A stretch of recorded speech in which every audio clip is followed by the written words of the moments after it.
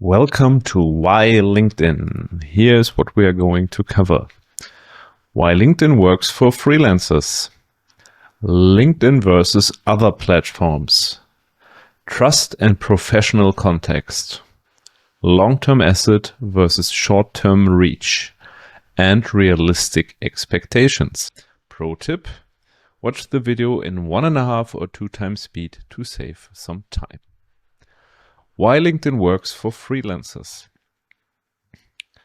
Decision access: reach buyers by role, company, and seniority directly. So basically you see their job title, and this is a huge information in outreach. It's no guesswork. You know what they do, you know where they work, and you know their seniority level. So are they a decision maker or not?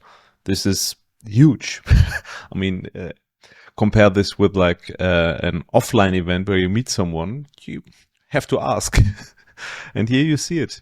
You can filter out your contacts, who you reach out to, who you want to get in contact to, and so on, because you have the base information. You know, are they a viable contact to reach out to or not, by their role, the company they work in, and their seniority. Budget proximity. Marketing, e-com, product teams with the spend are active daily. So everyone in the business world who is in the marketing, e-com, the rough areas, no matter the industry really we want to sell to, they are active daily or almost daily on LinkedIn. So you do not even get the right people, you get people at the place they are. So they, with their spending budget, are active on LinkedIn, and you get into proximity to them basically because you are active on LinkedIn as well. This is gold. Buying intent. Users expect vendor outreach and project discussions here. Although many people, you see this on LinkedIn, seem to hate getting outreach to. No, that's not true. At least not for if you do a targeted and good outreach. They expect to be outreached to, and they are open to be outreached to if it's a fit, if your offer fits to their needs, and if you take an effort and not just, hey sir, do you have work, but put effort in there. They expect this. They even want this because it's a very easy way to find the right partners. And this is usually, it's work for people. I mean, if I need visuals, I need to find a company. No, not if I'm active on LinkedIn. People will reach out to me. And yeah, I have to filter the bad for the good outreach, basically, if I'm on the receiving end there. But it's still less work than actively searching for a good partner.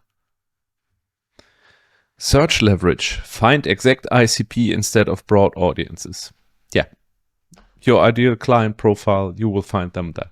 If you know you're searching for marketing managers of an automotive brand, you will find them there. And you can see how so you can search in the search bar, type in marketing manager. You will find a list of just marketing managers. You can sort this list through and only take the automotive ones. Bam. You have the exact ICP instead of just shouting to everyone, basically. Outbound and inbound. DMs and content compound into meetings and referrals. So yeah, it's not just a inbound platform where you have to post all the time and hope to get something. It's not just an outbound platform where you just do DMs or like cold email, which is just an outbound platform.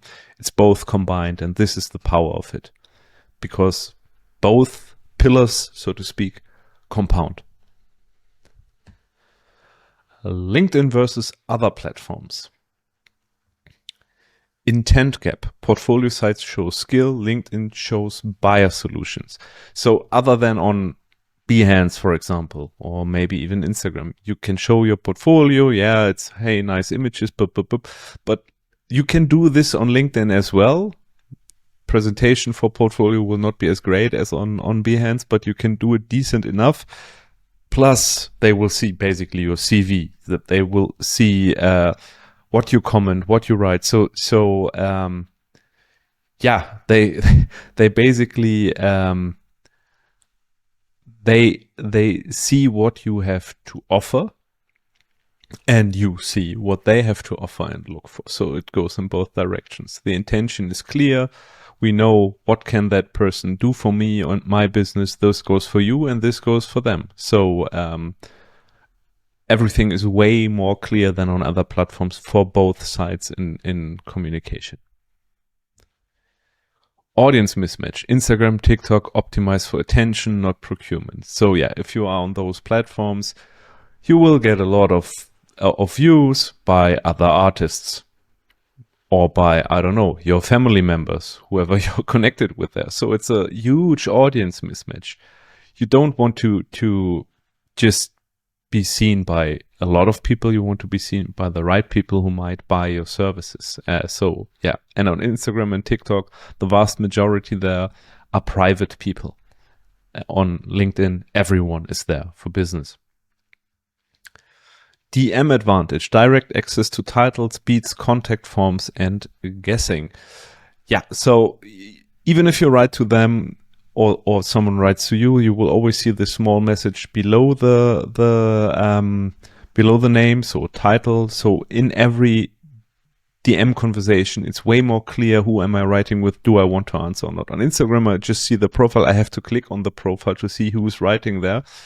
And this in itself is friction. But with LinkedIn, you see the title of that person, so you basically know.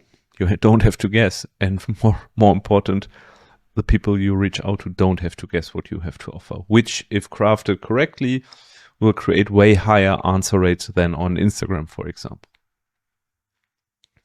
Targeting controls. Company, headcount, and role filters beat hashtags. Yeah, you can search for that. Better with the Sales Navigator, which is the paid version. But then with the Sales Navigator, it's easy mode to find those people. But yeah, you can also search with the free version for companies, for headcount, for role filters.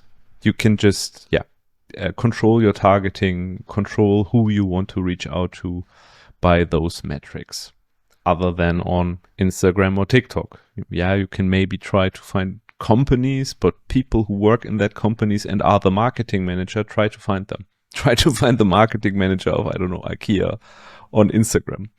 Not as easy as on LinkedIn.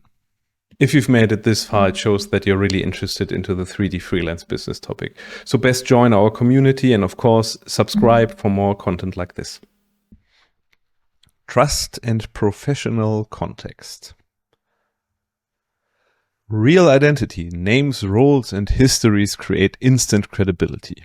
So 3D Master 5000 on Instagram, for example. Here you have the real role, the real name, and the history, so your CV basically. And this immediately creates credibility, especially if you have verified your account with a small check mark, which you can do with your passport. Then everyone will know this is a real person. Way higher trust level, because everyone knows this person exists, especially nowadays in a world of AI bots and fake profiles and so on. This plays a huge role. Social proof. Mutuals and case posts reduce uncertainty. So if you connect someone and they see you have like 48 common contacts, this immediately is some form of social proof. Hey, the people I am in contact with are also in contact with that person. This is social proof. Of course, the number of followers or connections you have will also create some form of social proof. And some case study post or whatever post you have created, which they will see, is another layer of social proof. So there are multiple layers of social proof you can create on LinkedIn, so they can see, hey, this is the real deal. And be more certain if they want to be in contact with you or not. Normed outreach. Professional cold DMs feel expected, not intrusive. As I said, most people expect DMs. They expect professional ones and get spammed with a lot of unprofessional ones. This is on another page, but other than on other platforms, for example, That's intrusive because other platforms are more private. So they feel like intruded on in their private life, whereas on LinkedIn, it's a business platform. So they expect people to get into business contact.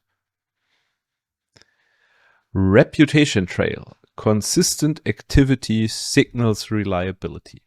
Yeah, so when they see that you are active consistently, and this doesn't mean like daily. Don't have to be active daily there if you don't want to. Nobody forces you to do. But if they see like once in a while you do a post or a comment, you're active. It's a form of reliability. Reliability is, I know I can reach that person. I know that person exists. I know that person is there, and they know that by seeing that you are active. And honestly, once a week will be enough for that. Long-term asset versus short-term reach. Compounding profile, headline, about, sell 24/7 after setup. A bit like a website. It's you set it up once and then it can sell constantly. People will maybe search for someone like you, and then you will come up in the search results. Then they will look at your profile, which acts as a landing page. So there's a 24/7 sales page there. It's great, and it compounds over time. The more posts you have, the more contacts you have, the higher your profile is basically on LinkedIn, the more this will compound. Evergreen bank. Case posts become proof you can link in future DMs. So yeah, a post is gone from the feed after like 2 weeks maybe, but it's still there. You can link to it. And if you're on a LinkedIn DM session with someone and you link them to a LinkedIn post, they are way more likely to click on that than on a link to your website. First of all, it feels less salesy to stay on platform. And second of all, they stay on platform where they right now want to be on LinkedIn, and they stay on LinkedIn. So you can push a lot of your sales arguments and so on, the whole blog theme. Basically, you can case studies, you can post everything on LinkedIn and have it as a library. You just save your links, and when you have a situation where you're in talks with someone and you know this case study is perfect, you can just send them the link. Evergreen bank. Search residuals. Older posts resurface via search, comments, shares. Also important.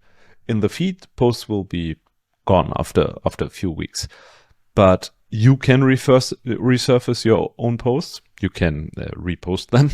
You can comment on an old post, which puts them on top basically. And if someone searches for certain keywords and finds your post that is like 3 months old, they might comment on it, which pushes it to the top for their contacts at least again. So yeah, all your posts have a small chance, we have to be honest here, but a chance to resurface once in a while. So the more content you have, the more often this will happen by accident, basically, through shares, through searches. So yeah, they never die. There is a long-term asset there. Flywheel effect. Content warmed leads boost DM replies. Yeah, so you're basically warming up leads for outreach. They see your content, and if they like your content, they warm up to you and your offer, which creates a higher likelihood of them answering to your DMs. Realistic expectations. Pipeline, not magic. Consistent DMs and posts beat viral hopes. Like everywhere else, be consistent. It's not a magic tool you set up once and then it gets clients for you. You need to be active. Post once in a while. Reach out consistently. You know the drill. Be consistent. Low reply reality. Win on relevance and volume. Yeah, you will not get like 30, 40, 50% reply rates. You will get way lower reply rates on your DMs.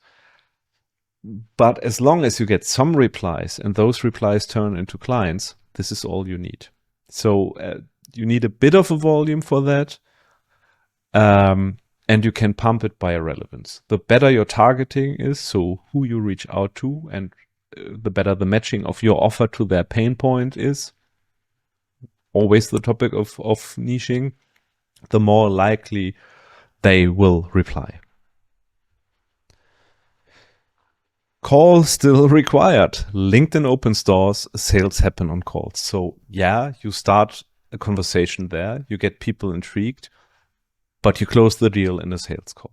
Always. Video call most likely. So yeah, you can't get around that. Nobody will close a few €1,000 deal in a LinkedIn DM or email. It all always leads to a call. Same with LinkedIn. Niche matters. Clear ICP and offer outperform generalist plays. It's always the better your offer and your outreach message and your process, whatever you offer them fits their needs, the more likely they will reply. It's the same game everywhere. So in summary, what we have talked about. Why LinkedIn works for freelancers. Decision makers, budgets, and buying intent live here. LinkedIn versus other platforms. Why portfolio and social platforms rarely converge. Trust and professional context. Why LinkedIn lowers perceived risk for clients. Long-term asset versus short-term reach. Posts and profiles compound over time. Realistic expectations. What LinkedIn can and cannot do. So let's get to work. See you in the next one.